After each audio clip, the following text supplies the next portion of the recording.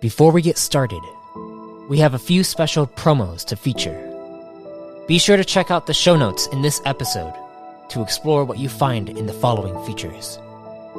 Enjoy.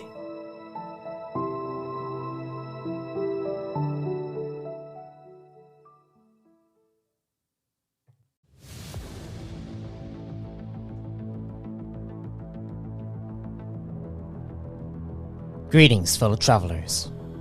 Welcome to my deep dive series, where I, MS Arthadian, dive into alternative tabletop role-playing games much like Reborn in Power, and what sets them apart from the TTRPG behemoth, Dungeons & Dragons.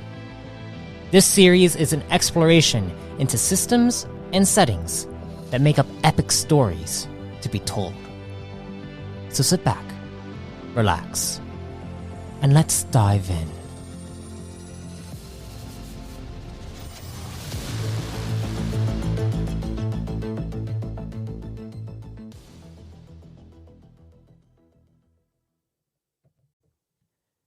Why, hello there, my wonderful audience. Welcome to another Dive Into episode. This time we have, Blaze Reason and World Shapers. Ishanekon? Is that how you pronounce it? Ishanekon. Ishanekon. So, before we dive into World Shapers, I'd very much like to hear your origin story. What got you into tabletop RPGs and how you basically got into developing Ishanekon and just how it came into fruition. Your origin story sounds like I've come from a distant planet that was destroyed. Exactly. No, I think I'm human, so it's the name of the game. Yeah. So I'm a software developer, a day nerd at night. I mean, okay, software developer is already a bit of a nerdy job, but how did I get started with tabletop role-playing games? Mm-hmm. It was like 5 years ago. Technically, early, I always wanted to play a tabletop role-playing game, but I never found a group. I found people who played it, but they were never in the area. Mm. And then one day I was like, okay, whatever, I'll make my own group. And I started with Dungeons & Dragons, the starter set, and that's how the story of me being a forever DM started. Oh, yeah? But to be honest, I do have more fun being the GM than a player. I mean, being a player is fun, but I like to be in the center of the attention, to be honest. As a player, you always have to wait for the others. As a GM, you're constantly having to do something, react and stuff. Mm-hmm. And I like that. But I started playing Dungeons & Dragons 5th edition. Mm-hmm. But after a while, I noticed that there were a lot of problems with it, balancing issues and stuff that wasn't fun. First, I tried to fix it with homebrew, but then I noticed the foundation was broken. Mm. And then I was like, I make my own, and then I'll try to make my own system. That's almost 4 years ago. Oh, wow. I've been working on Ishanekon World Shapers. Should I give a rough description what makes Ishanekon? Please. The focus of Ishanekon World Shapers, first of all, is system agnostic. You can basically play it in a setting. I cannot really think of any setting which wouldn't work at all. It also has the focus is on character options to really allow you to play the character that you have in your head. I love the concept of showing roleplay through mechanics and your character complex through mechanics.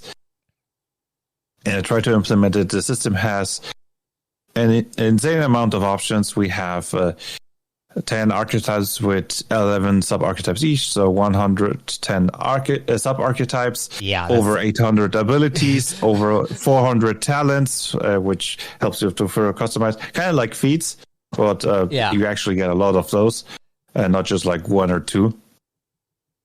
And then there are traits if you really want to make something weird that isn't a standard humanoid. which gives you options like not having arms at all. If you want to play a dog or something, or being a huge creature. But those are optional rules because with traits, you can pretty much break the game. So you need permission of the GM to use them. Yeah. And if you have power gamers, even if you allow them, I should suggest take a look at the trait choice before you. Honestly, that is one of my favorite things about RPGs in general is character creation, and you have definitely made a very massive customization, character creation, and it's all available on your website, worldshapers.com, world-shapers.com, for anyone who wants to go and check it out. There will be a link in the description of this episode. But yes, you have so many options. I remember when I was making at first I made another character that was a techie type character because I like my sci-fi style characters. Also, sci-fi is awesome. Yes. And I very much enjoy there's a lot of different options. So going in with a concept in mind, I always give this to players of my own because I also have a very customizable system as well with a lot of options, and I always say come up with a character concept in mind before you jump in here, because if you don't, then you're gonna have to make a bunch of decisions that it's gonna take a lot of time and a lot of mental things going on in your head, and you're just I don't know if it just drains you at a certain point. But yeah, having a character concept in mind, but your system is very intuitive. It's very just as soon as you know what you want, you just click on the specific options, and then you get it. You get it for your character, and then all you have to do is really input it into the PDF file and stuff. And because you're a software engineer and all that stuff, you're able to make something that is unique and is, I would say it's along the lines of D&D Beyond, but I don't D&D Beyond, it has some baggage to it now. First of all my stuff is free. I purposefully want to be a counterforce to companies like Wizards of the Coast that are really just after your money, right? That's also something. What? How do you plan on monetizing World Shapers? I'm not really planning to make the money back that I have invested into the system. It's not really my goal. I am planning to do a YouTube channel. Maybe if that explodes, I might be able to make some money back. But basically, I don't need to I invest as much as I can afford. I mean, okay, not all that I can afford. I have to save up for retirement, right?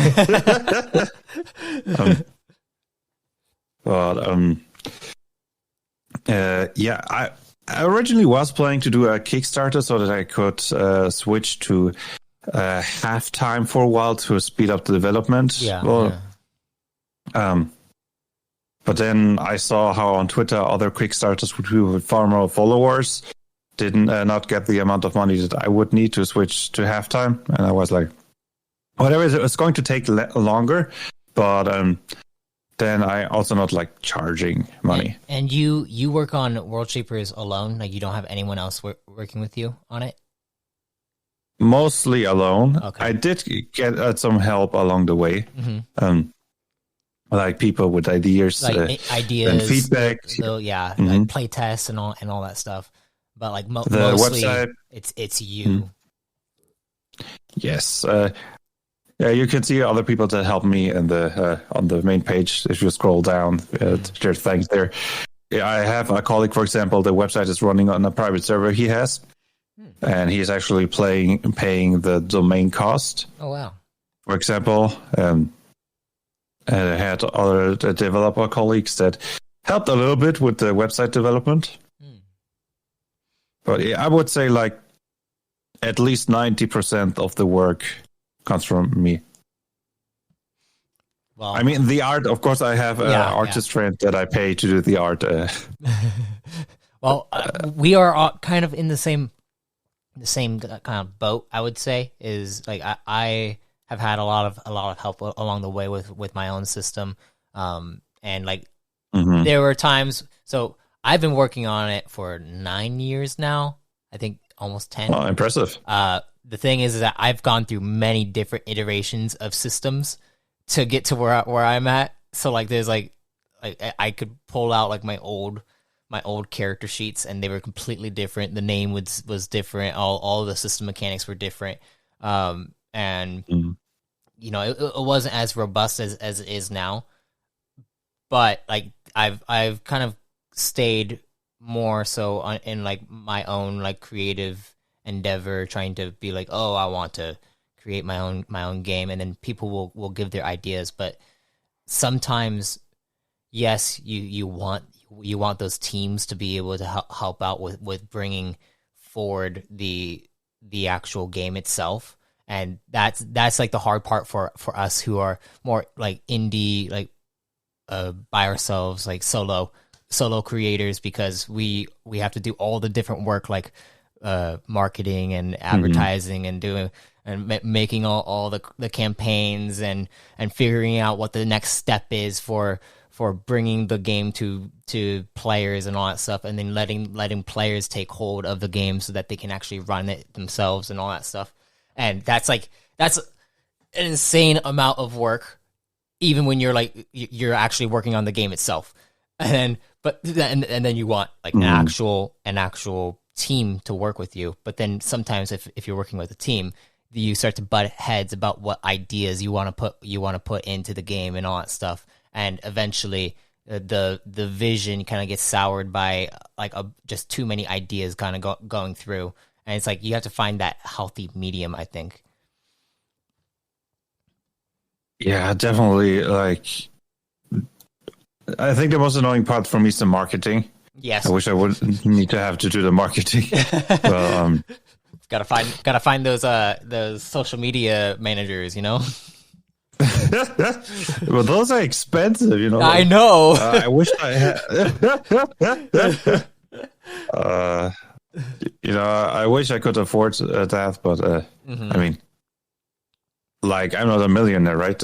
Yeah. I think I do have like a nice job, decent pay, but I can just like on the side pay for stuff like art. Mostly, most of the money goes into the art, but also partially in like marketing stuff. I mean, I bought myself a fancy camera for the streams, for example.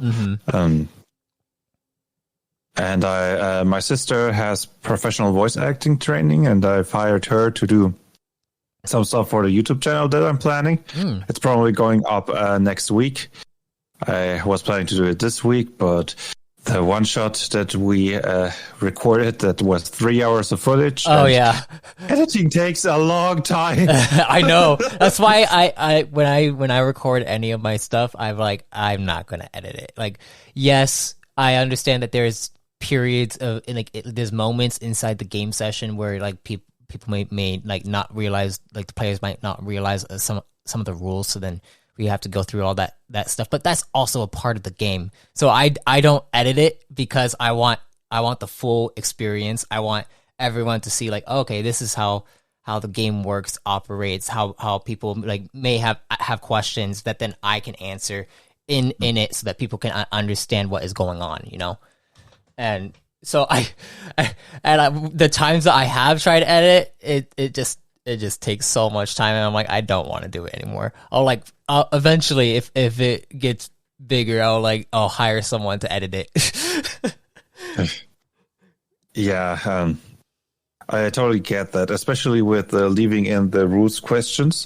That can be very valuable because that gives the people that watch it an insight about how the system works, right? Yeah, exactly. If you're just looking from the outside, if, for example, I'm just saying, okay, I attack, and then I roll, and then I say, I've got a 17, 12 damage, and then everybody's like, okay, how did he get those numbers, and how do they attack? What does he have to roll to hit? You know? Yeah, exactly. It's not obvious by just watching. Yeah, there's times where maybe like a player doesn't add a specific modifier, and then as like the GM, because you know the system, you're like, oh, that doesn't seem right. Like, did you add everything up? You know, or they got above the maximum they could actually get, and you're just like, you didn't do it math correctly there.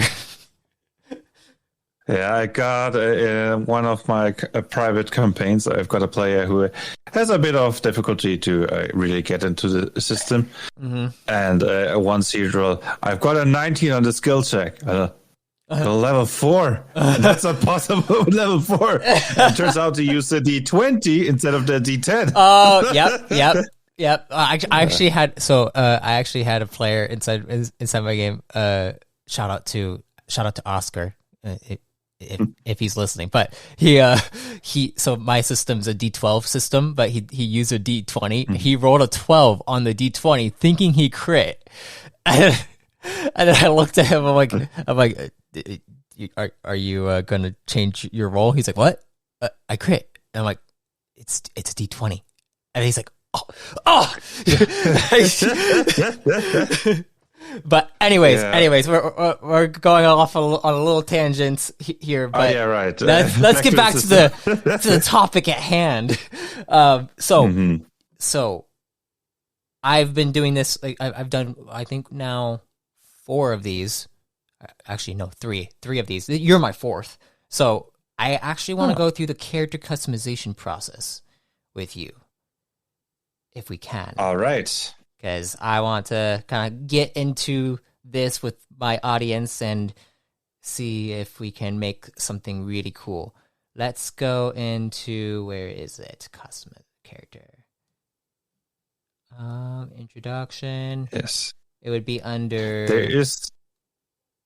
There's a guide on how to create a level 1 character under guides called character creation. Oh, character creation. Of course, there are the rules if... Yes. So let's go through the process in which a character is built in Ishanekon World Shapers. So the first thing you want to do is you're going to go to world-shapers.com/guides/character creation.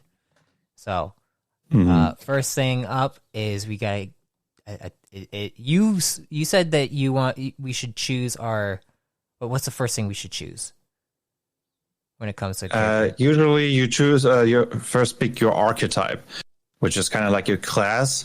But I called it archetype because I wanted it to be more an abstract concept. You know, You're not a fighter; you're the war archetype or the bulwark archetype, and as such, there are 10 archetypes. Each, some are more typical, like for example, war.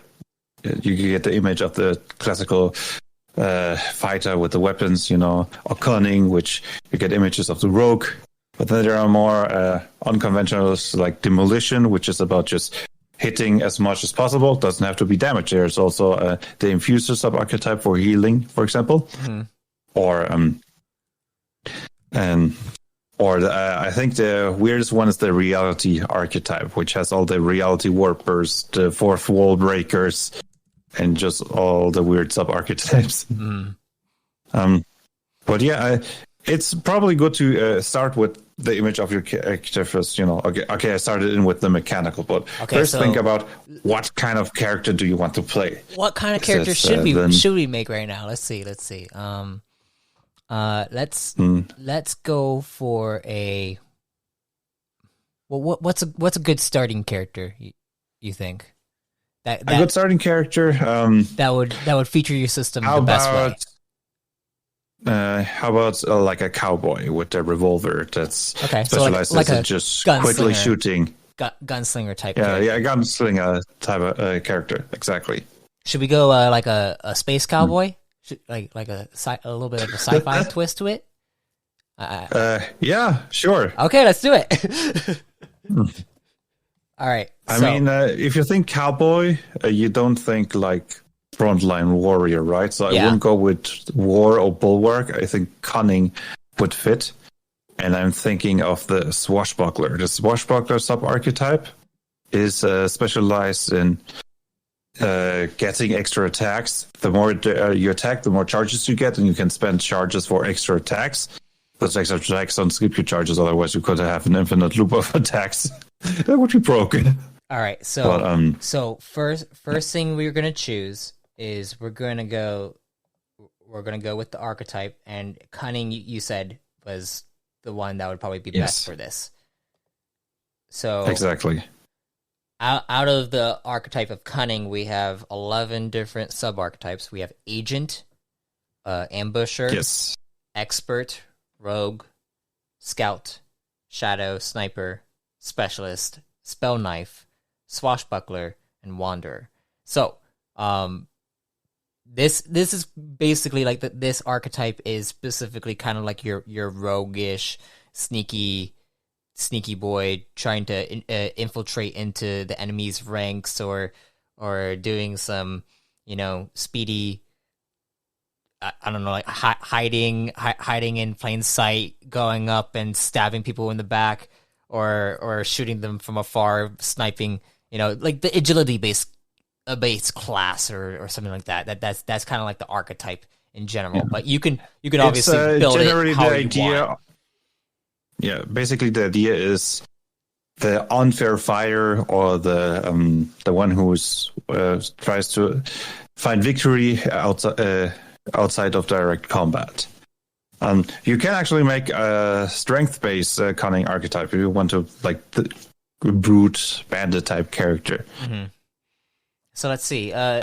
What would be the best for like a gunslinging space cowboy who's piloting a ship through space and being like a Han Solo type character? What would be the best sub-archetype for this? I think it would be either the Wanderer or the Swashbuckler. The Swashbuckler, like I said, is like multi-attack specialist. The Wanderer is interesting as he can replace one of the weapon stats with a skill. He's quasi a skill weapon hybrid.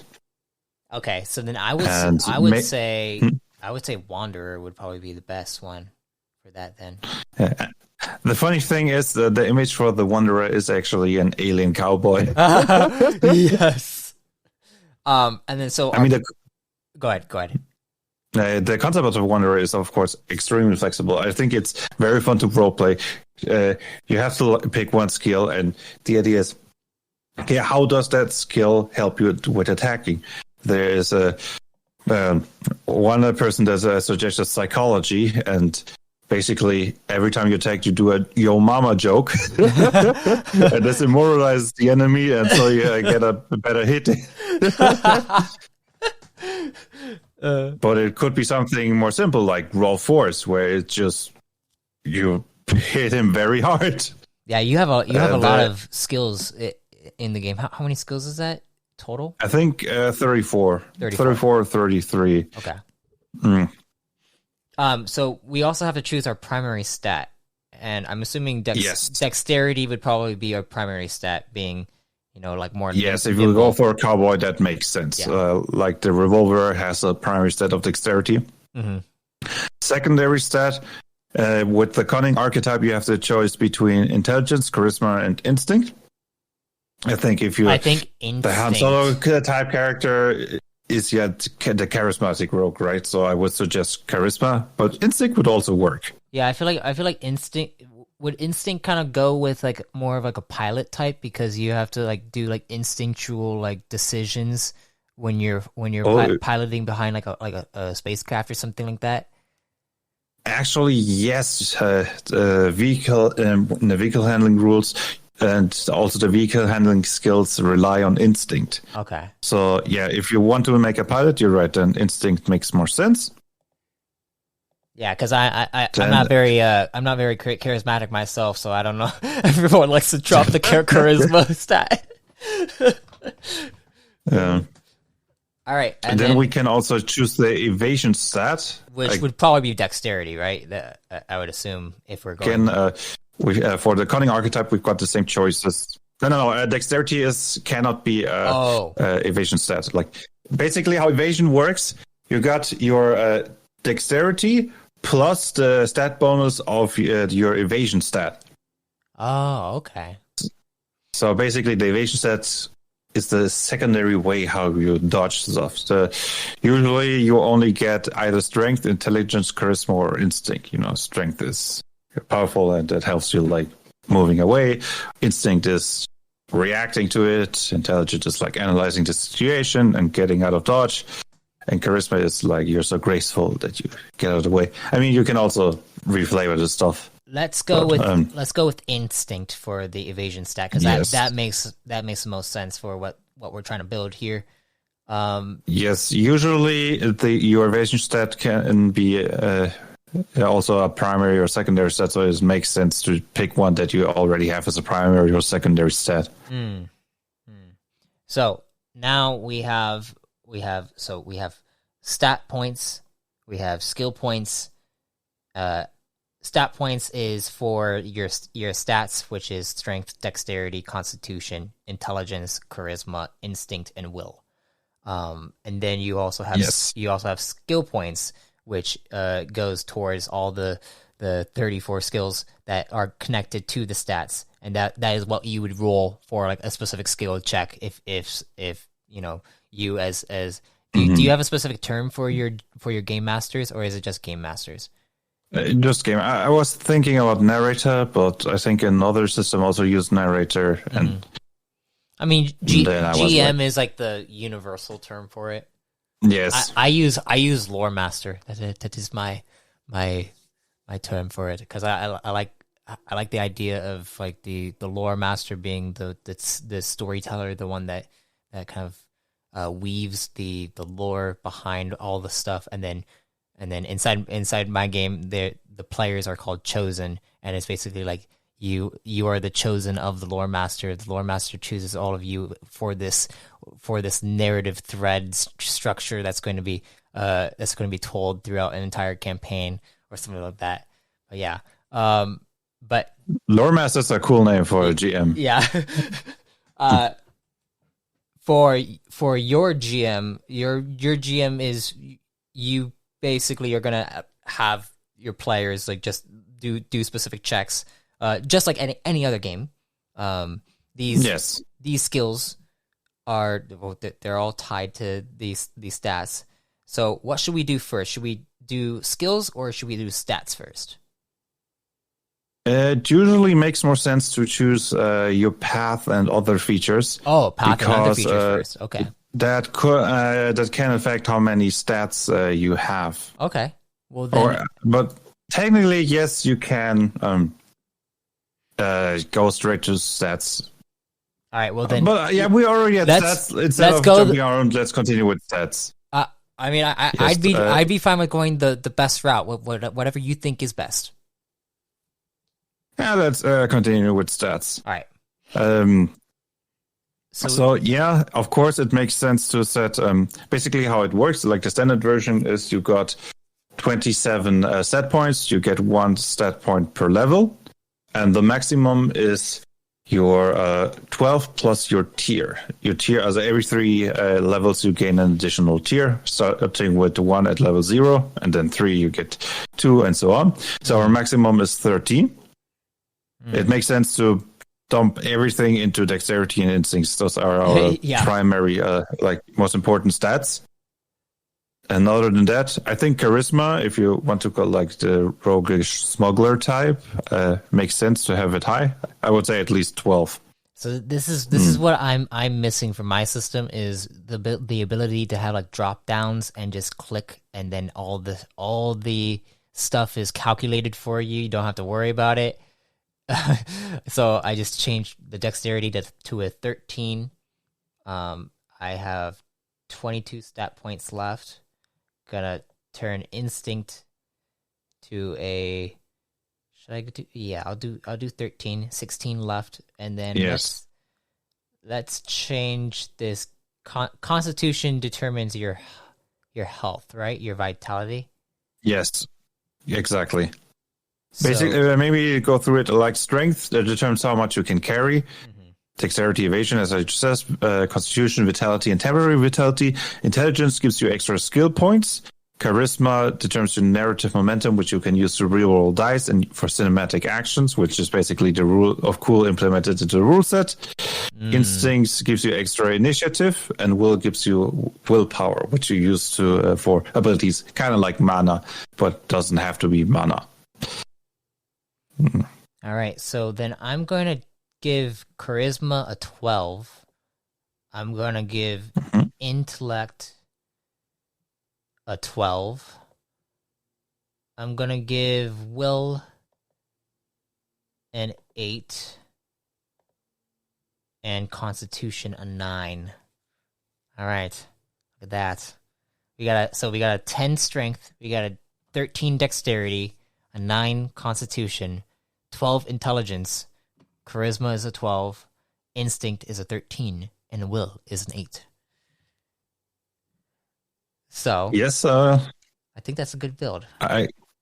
Yes, then I guess we could continue with the skills. You want him to be a pilot, so of course, let's go vehicle handling. Again, the maximum is 2 plus tier, so 3 at the level 1. So 3 in vehicle handling makes sense. And then probably gonna want some quick fingers. What is quick fingers? Is that like a quick fingers is everything that has to do with fine precision and with fingers, be it card tricks, be it stealing something, but also like drawing your gun really quickly. That would probably be a good one, right? So it would make sense to use that if you want to be the like cowboy type. Yeah. Since we're Wanderer, we also have to think which skill will be used to for our weapons attacks. Oh yeah, by the way, the Wanderer, their first feature gives us 3 extra skill points, so you can also add them in the modifier to have 3 additional. Okay, so then I'll add 3 additional with that, and then so we're gonna want. So I think quick fingers will probably be a good one to have at 3. Yeah. Definitely fits with the whole cowboy theme.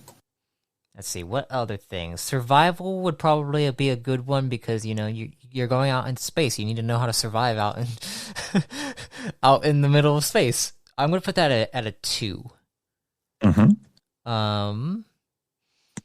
Intuition or improvisation too is a good one. So I think that fits also. Yeah. So improvisation, how would that be used in game?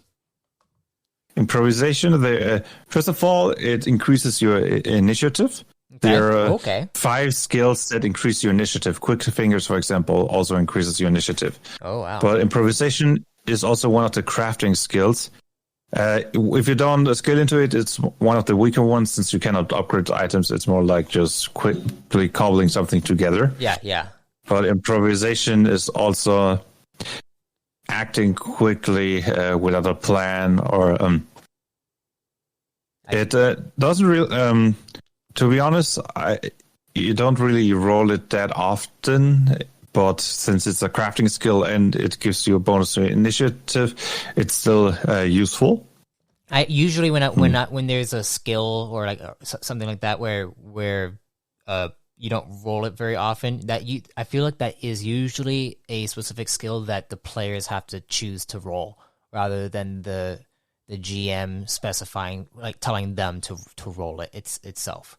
Like there are specific skills out there that are like that inside the games. I know I have that a lot. Like, and definitely, yeah. So I think I am going to give that one probably a 2 in improvisation because I feel like he's going to improvise a lot when it comes to the heat of the moment. Hand shot first, right? Yes. Intuition. What is intuition? Intuition is generally feeling something up and roughly reading a person. It also increases your instinct defense roll, which instinct defense rolls rely on things that where reacting quickly is the best way to get saved. For example, a grenade. Instinct represents getting cover or quickly kicking it away to reduce its effectiveness.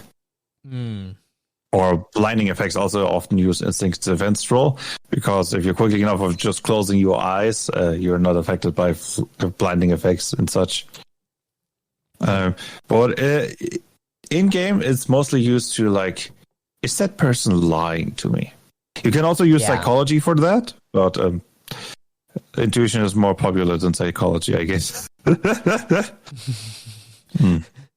So I'm gonna give nimbleness. I'm gonna give him a 3 nimbleness because makes sense. You gotta be fast.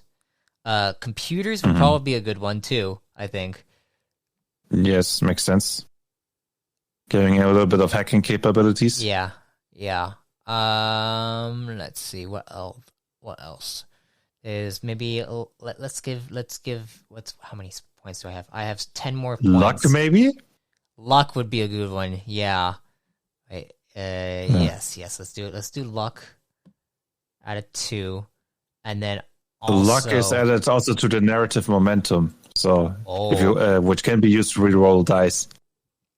Okay, well then maybe I'll put that at a 3.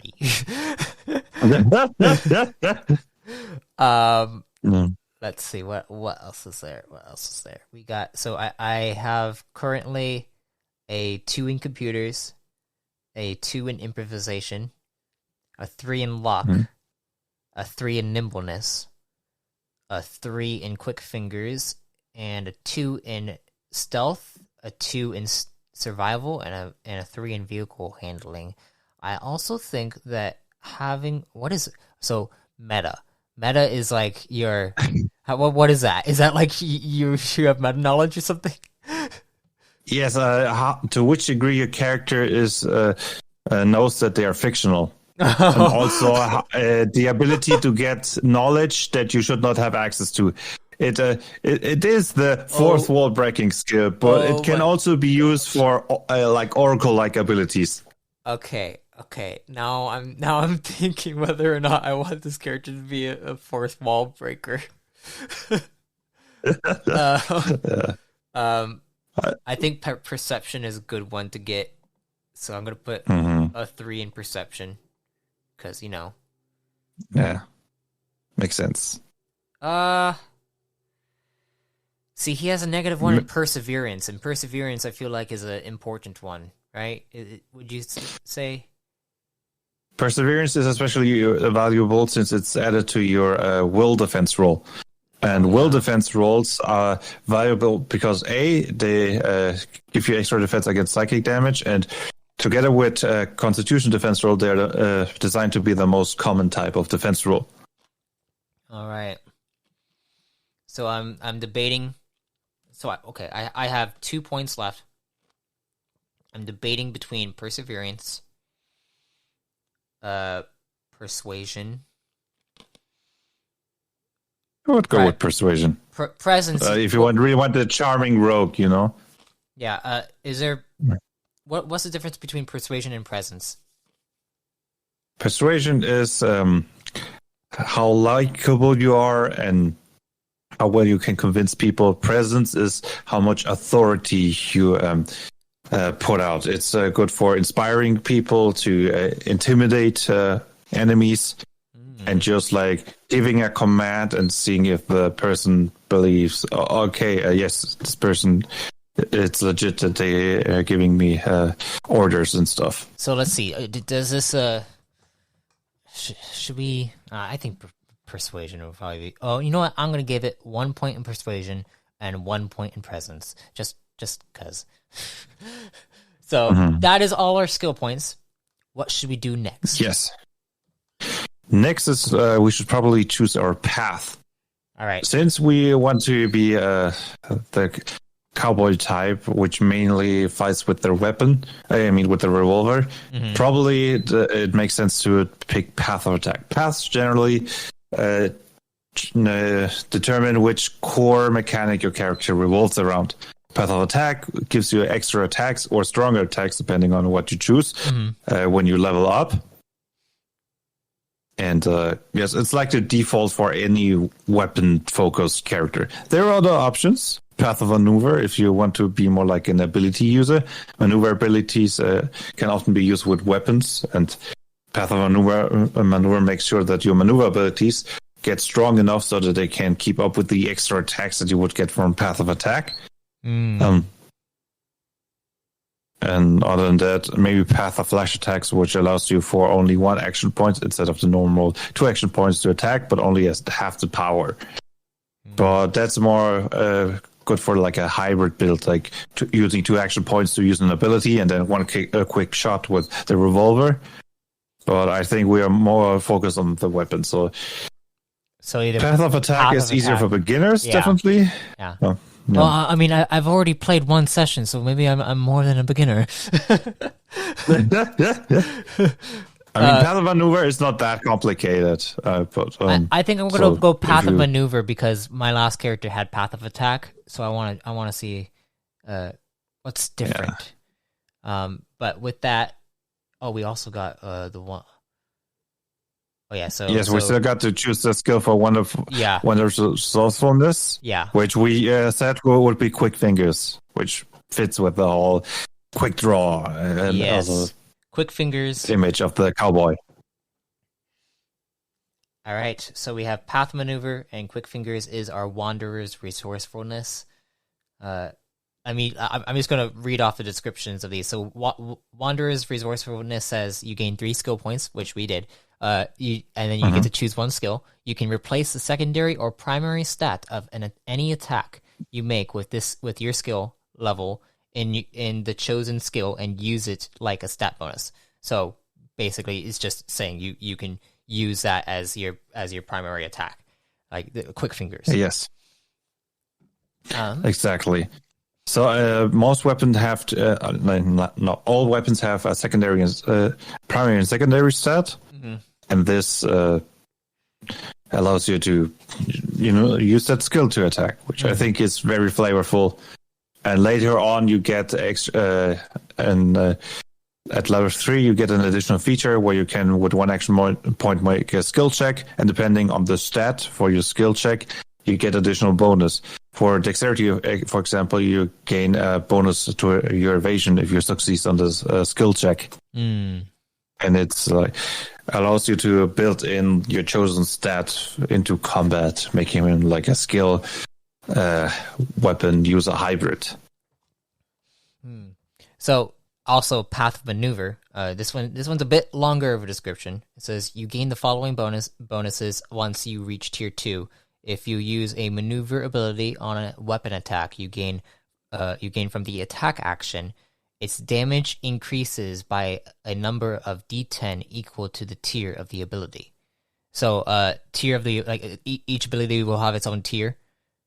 Yes, your own tier determines which tier you can, what tier of abilities you can learn. Oh, okay. And yes, strong abilities have a higher tier. And tiers go up every 3rd level, right? Yes. Okay. You can also upcast abilities, spend more willpower, and if you upcast, for example, a tier 1 ability to such a degree that the willpower cost would be in the range of a tier 2 ability, it becomes a tier 2 ability while you're casting it.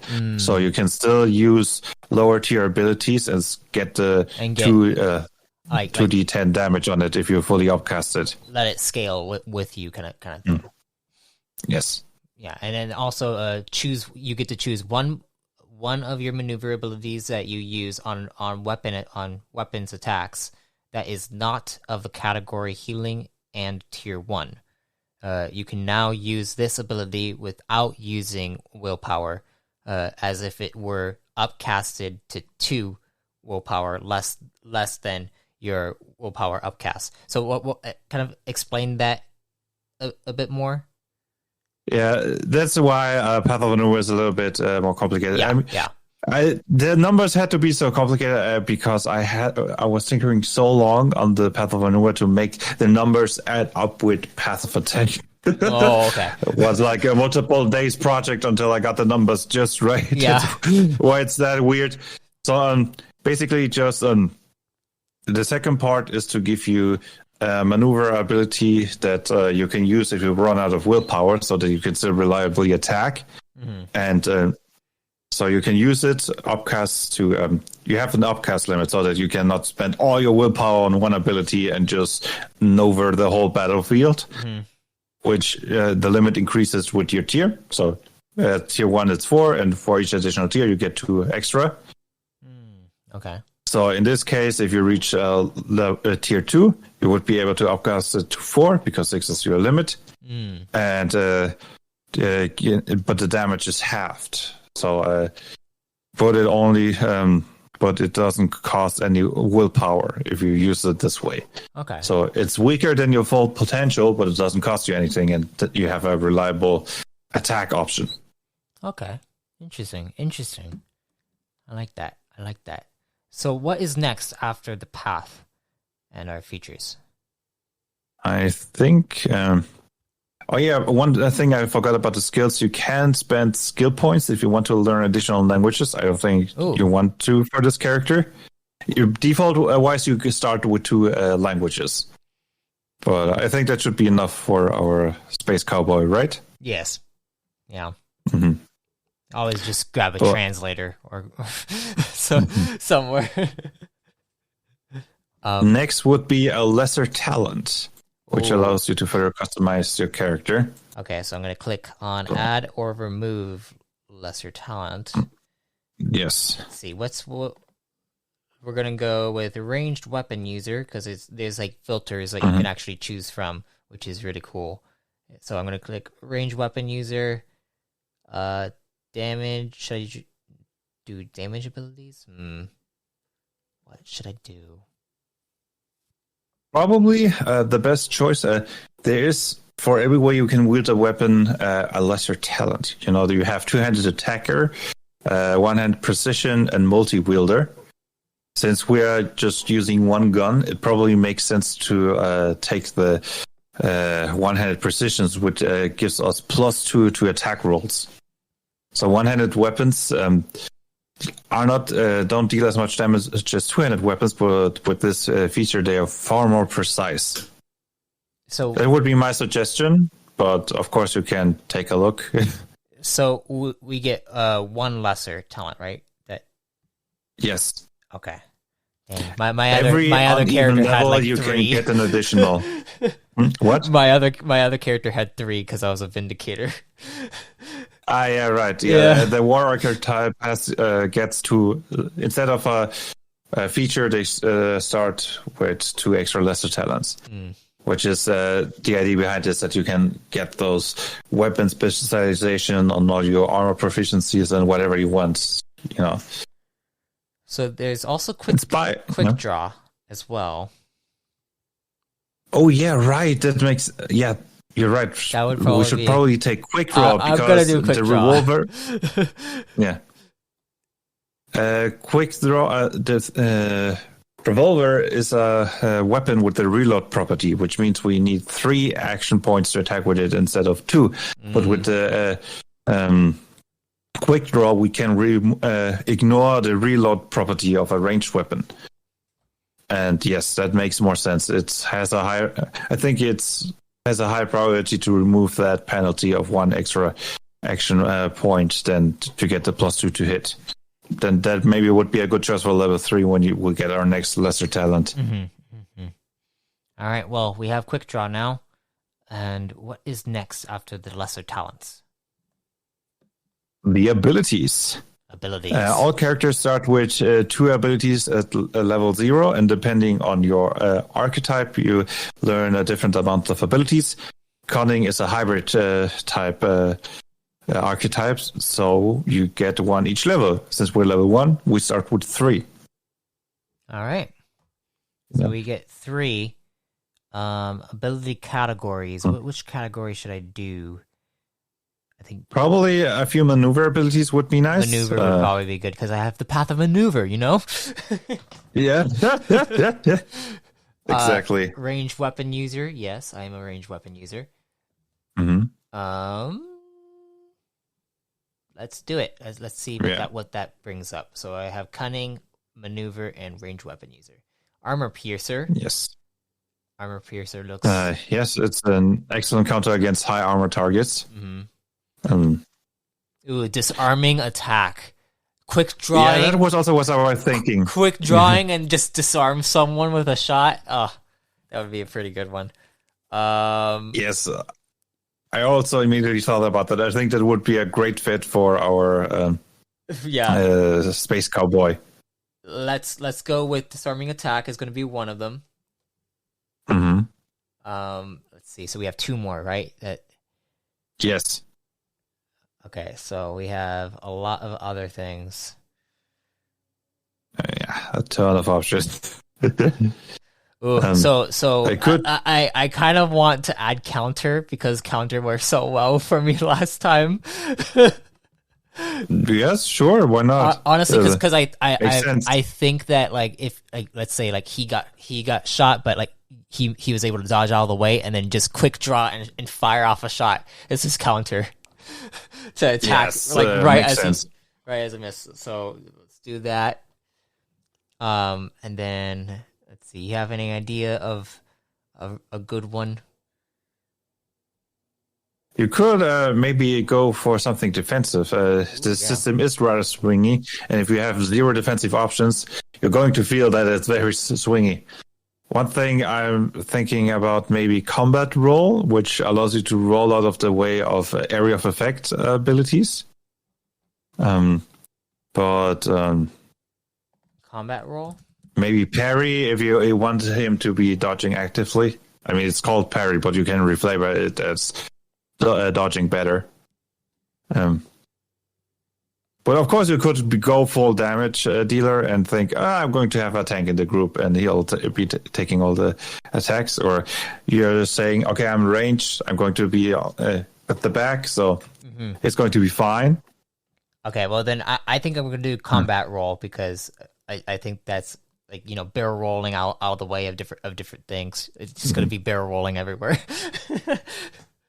In my last Mass Effect game, the sniper used it very effectively to get out of a lava spring. All right, well then that is our 3. We have a disarming attack, we have a counter, and a combat roll. I think he's going to be pretty agile in combat and being able to do some cool stuff. Then the next step, the items. Inventory. We should go exactly. First of all, let's give him add or remove items. Basically, every character has an equipment and a bag.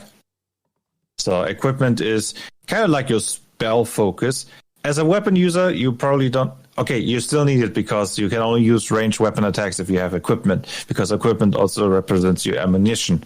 So yes, you definitely also need an equipment. Okay, but it's also not bad to have equipment, even if you don't have any abilities to actively use it, because you can upgrade equipment for later on for maybe extra vitality, extra willpower, and such stuff. And a bag, which basically allows you to carry around all the small trinkets that are not official items. All right. So that it doesn't count toward the inventory. I tried to simplify the inventory system so that it's not overly complicated. And all those trinkets, dignities, crafting materials, just those go in the bag and ignore the weight of it. Yeah.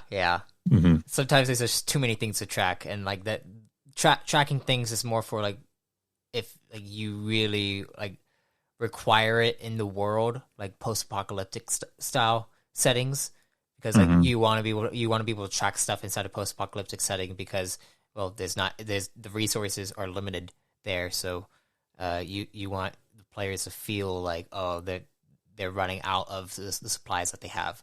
Whereas like other settings, there's just too many things to track.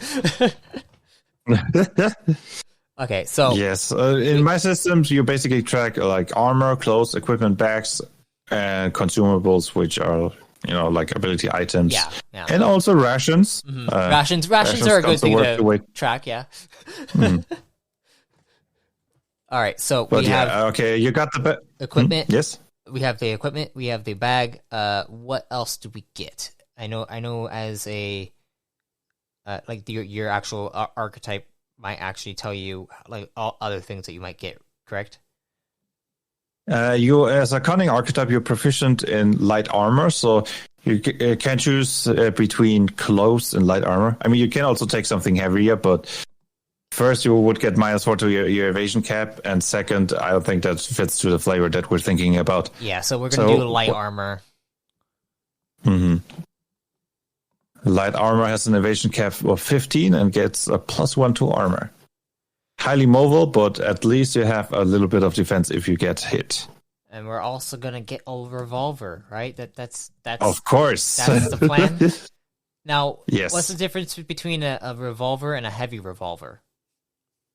A heavy revolver is a two-handed weapon. Okay. Basically, it's a bigger gun with that much knockback that you kind of have to wield it with two hands. That would require strength, or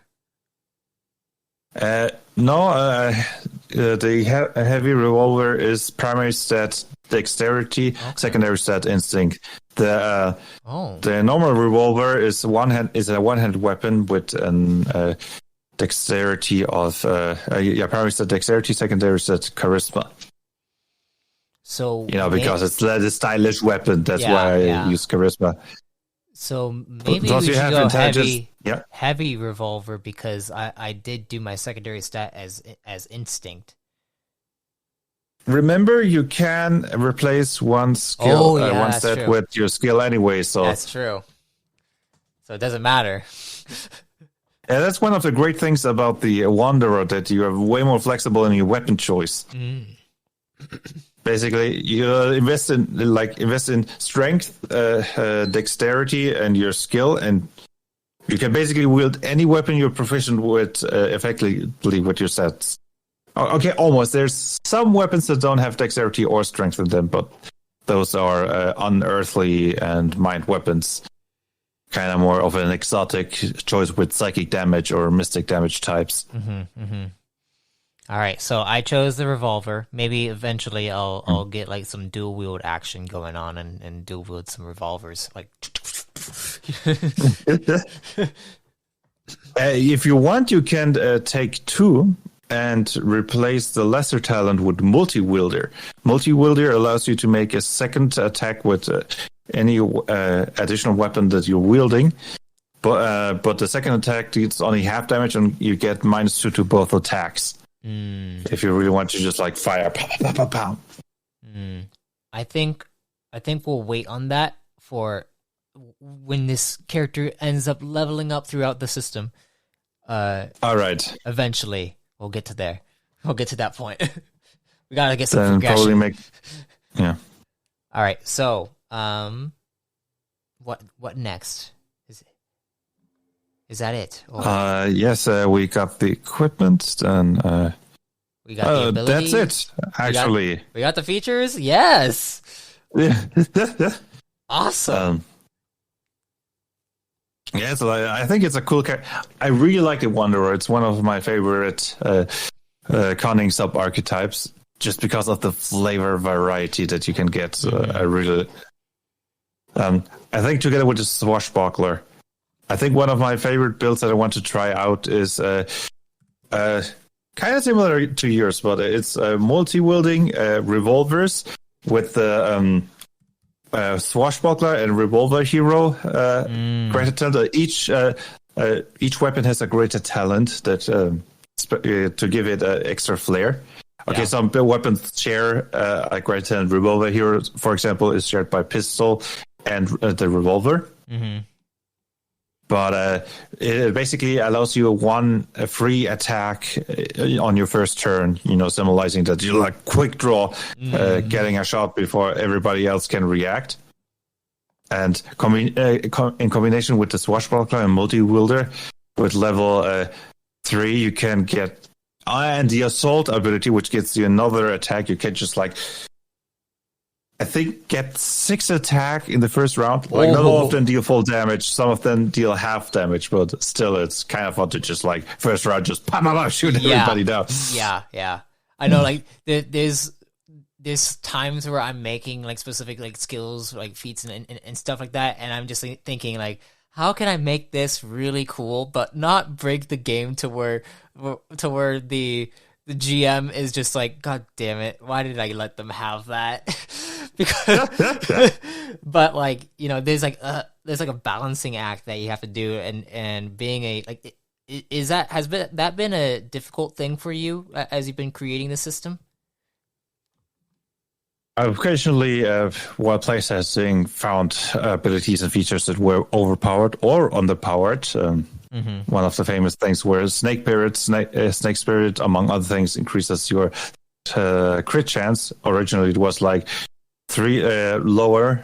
You have to only roll 3 lower. So basically, 16 is already a crit.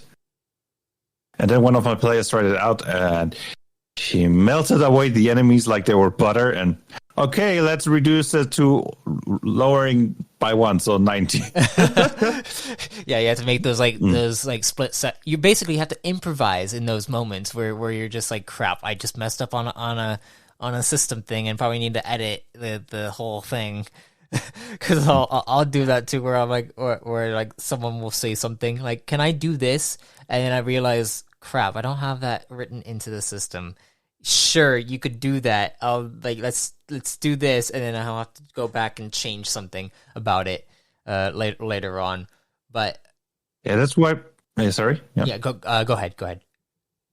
That's why playtesting is so important. Yes. You'll find so many things. Not just overpowered, also underpowered. I had to buff the martial artist twice. For example, one of my players took it, and I noticed, it kind of feels a bit underwhelming. Mm-hmm. So it needs a little bit of a boost. And yes. with World Shapers, do you have a I know you're continuously working on adding extra stuff, fixing up all the stuff that you already have. Do you have a plan for making your own settings for World Shapers, for people who are going to pick up the game and don't really have their own homebrew world and want like something to just help them kind of get through it? Do you have like a setting guide that you're making, or maybe modules, like actual game modules that you're going to make with it? There are 4 setting plans actually, and some modules. Sadly, I'm just one guy, right? So it might take a while. Of course, yeah, I completely understand. The first setting I want to finish, which I already started work on, is the headcanon multiverse, which fully takes advantage of the full flexibility of the system. Basically, the idea is each of us has a multiverse in our heads of all the fictional worlds we know, and that's our headcanon multiverse. And it also has also versions of reality, how we see it, right? And there are forces in there, multiverses forces that with specific agendas, and your characters might join one of those factions and potentially travel from universe to universe. And I know, it's a little bit cheating because I say you just fill it out with the worlds that you know. Yeah. But there is still that framework around that and the factions. For example, there are the storytellers, which work for the narrator, which basically is the GM. Sounds very meta already. Yes. They all know that they're fictional, and they think that telling a story, be it to teach a lesson or just to be fun, is the duty of all fictional characters. So they make sure that the stories always go as they should be. Sometimes that means being the good guy. Maybe there's an imbalance and the evil guy is too strong and they have to defeat him and help the heroes. Or maybe it's ensuring that the protagonist becomes an orphan to get the motivation to become the hero later on. I'm going to become the villain so that you become the hero and defeat me. Yeah, basically, if we would use an alignment system, which I know it's like a very limited version, they're kind of like lawful neutral. The story has to go on no matter the cost. Then they are the children of light that serve the creator, which is basically the god of the world. Which ironically, he knows that he's secondly only the second strongest entity. The strongest is the narrator, who has full control over reality. But thankfully, his primary goal is that there's a good story, so he would never fully abuse his power. But the goal of the creator is to bring his light to the world. Drive down the. I always forget the name of the evil faction. Basically, that they kind of serve the evil in the world, which is in direct opposition of the children of light. I know, right?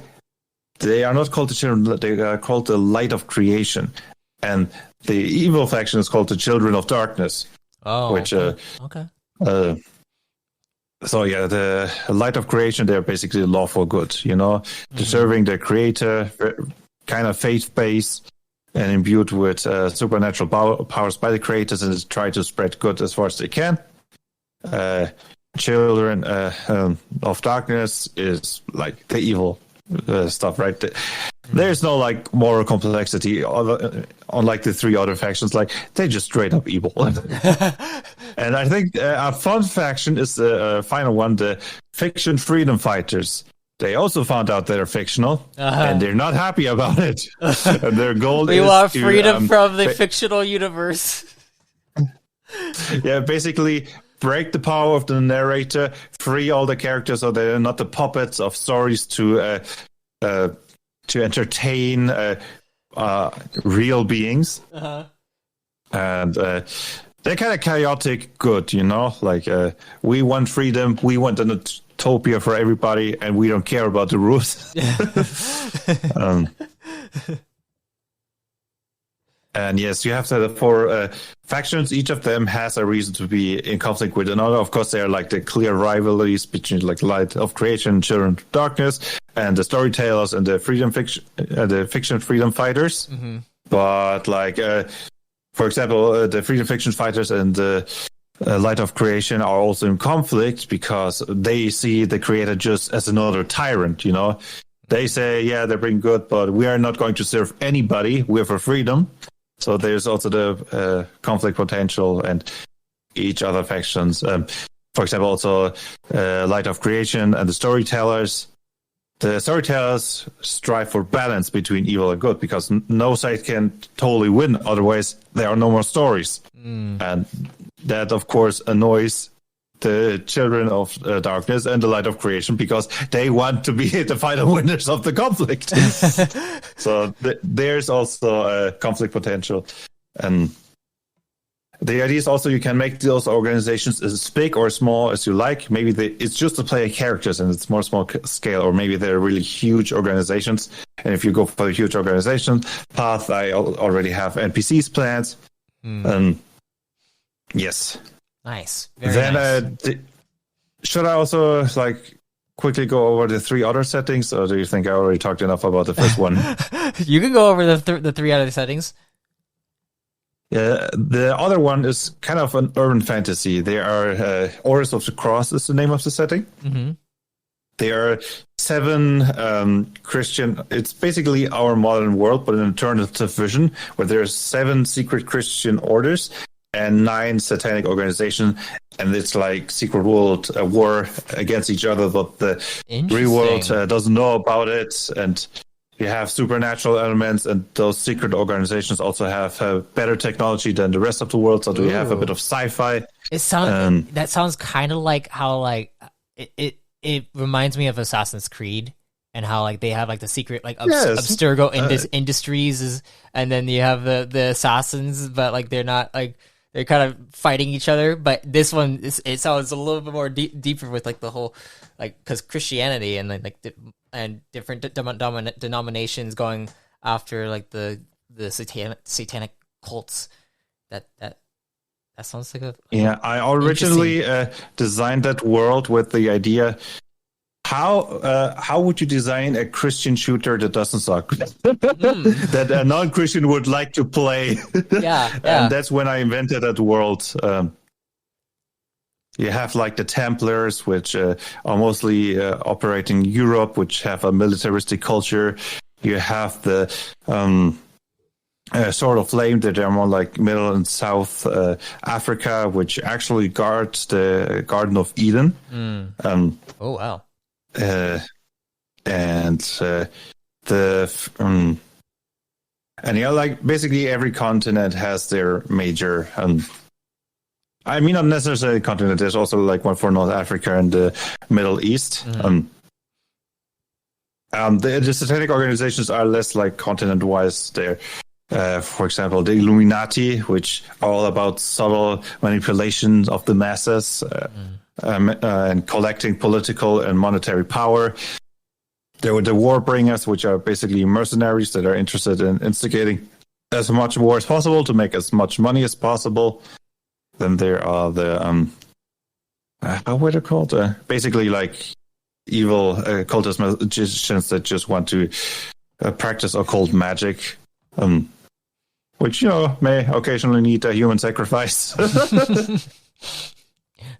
But I mean, if you like, you can also play for the satanic organizations. I want to not limit you to one choice. Let players get to play, the evil characters when they want to play the evil characters. Or maybe you're just outside of that. Maybe you're investigators and you get pulled into that secret war and just finding a weird murder, and then it turns out it's somebody from the Templars that was murdered by the Illuminati, and then you get pulled into the conspiracy. Should be rather flexible. Don't worry, the other two settings, I don't have that many details. It's more of a generic fantasy and generic sci-fi, because I think if you have such a system-agnostic game, you gotta have. I like generic fantasy and generic main genres, sci-fi. Yeah. I would have some basic ideas about the creation myth for the fantasy version, and also races for the sci-fi version. Mm-hmm. But it's not that detailed yet, so I can't talk as much about those. Mm-hmm. Yeah, well, one of the things that I've been wanting to do, and a huge reason of why I wanted to start this series of diving into other TTRPGs and indie RPGs and all that stuff, is because since the whole OGO debacle, I wanted to learn more systems, and then also take my setting that I've created for Reborn in Power and start seeing if maybe I could branch out that setting to other systems so that it's setting agnostic. So you could actually nice. You could actually play the core realms inside any of these different systems, and each system has a specific location within the universe. So let's say World Shapers had a setting that I made for it, and then people could play in it, and it's a little portion, a little science fantasy portion of the universe that people could use the actual World Shaper system for it, and it's specifically tied to that, and then maybe they can branch out into into Reborn in Power or something like that, so that there's a way to transition the character over to the different game systems based off of whichever one you're doing, and then that would just require being able to homebrew inside the other systems to skin specific things differently. I know World Shapers is system agnostic, so I could potentially just be oh, hey, here's a space cowboy gunslinger type inside your system, and just reskin it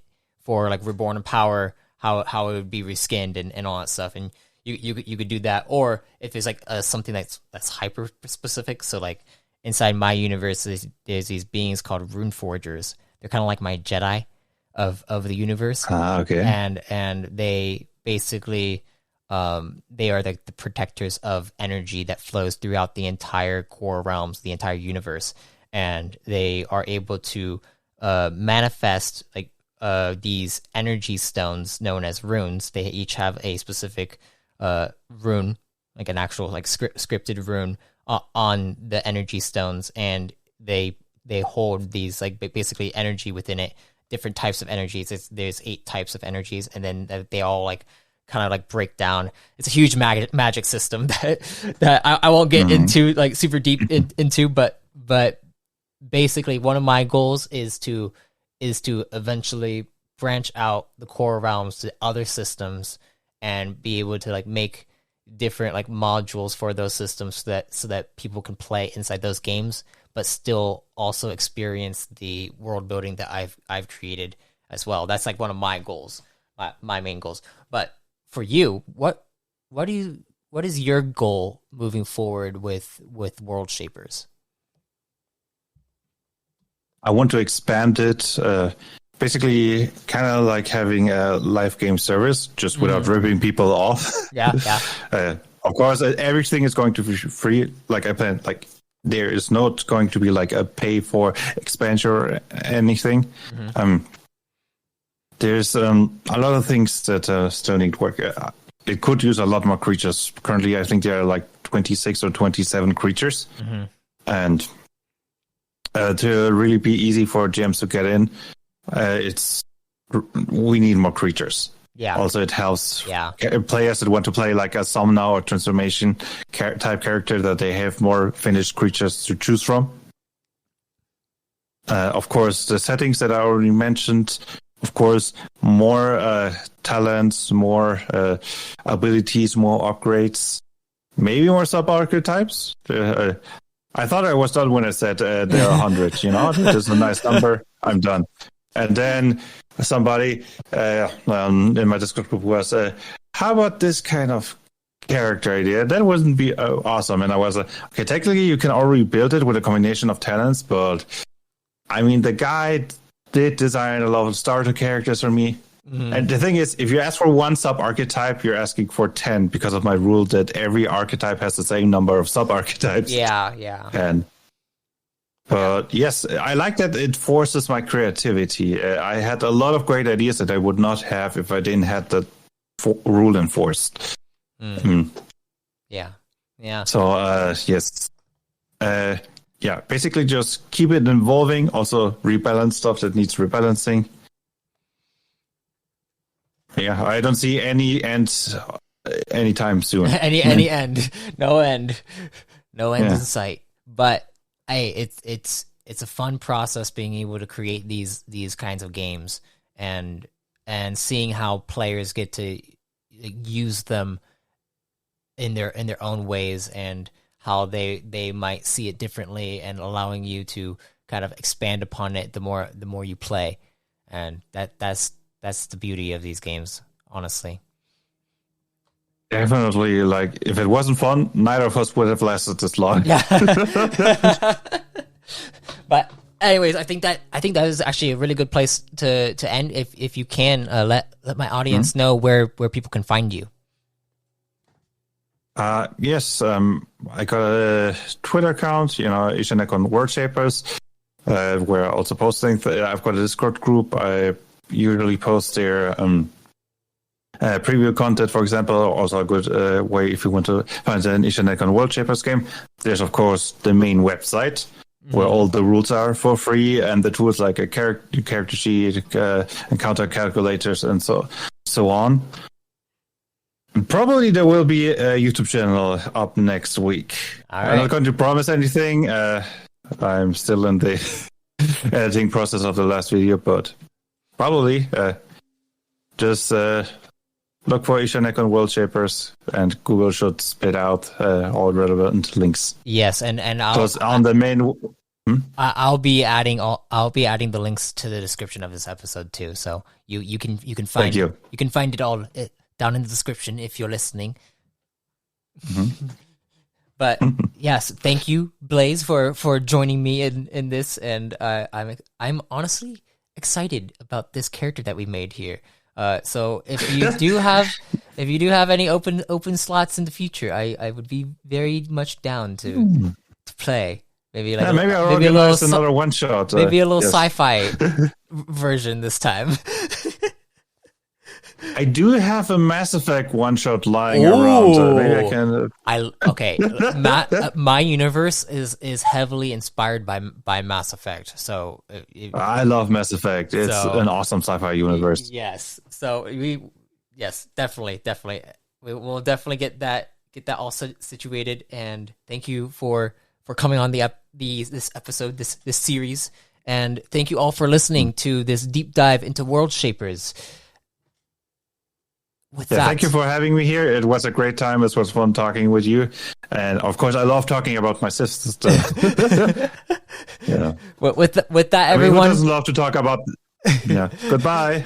With that, everyone, thank you all. And if death comes to you, may you be reborn in power. Thank you for listening to this dive into Ishanekon World Shapers. Be sure to check out world-shapers.com to create your own World Shaper. If you like what you're hearing and want to support, you can subscribe at arthadiananthologies.com/subscribe. A link will also be found in the show notes below. As always, be safe, stay safe, and if death comes to you, may you be reborn in power.